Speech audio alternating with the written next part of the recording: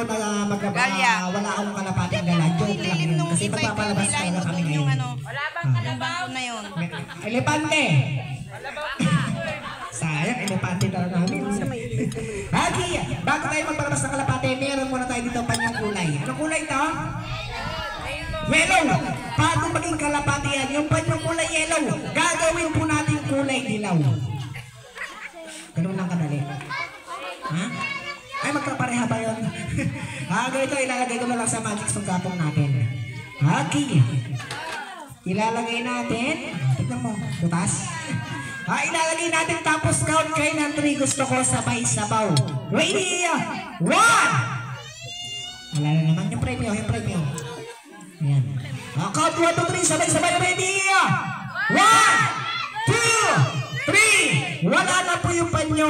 Naging kalapati na. Ganun lang kadaling, di ba? Lalabas na yung ha? Ba't binuksan mo? Binuksan mo na.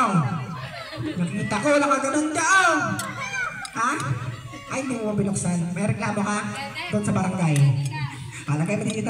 Okay, count 1, 2, 3. Sabay-sabay tayo. Lalabas yung kalapati. Okay, ready? 1, 2, 3. Isa pa gusto ko sabay sabaw. Ready? 1, 2, 3. Wala na po yung panyo.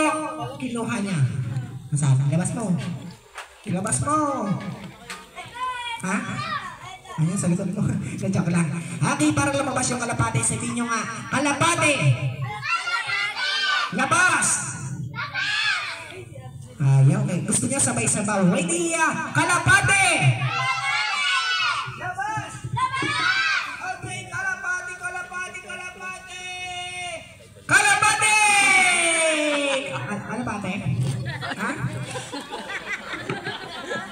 Sabi ko kalapati, inigay mo bakit sisi yung... Ayan. Hindi. Pero dahil yung sisi na yan dito, ganito na lang. Naniniwala pa kayo na yung sisi ko marunong maglakad ko. Ang pangalan nga pala nito, siya nga pala si Tweety Bird. Sabihin nyo nga, Tweety Bird!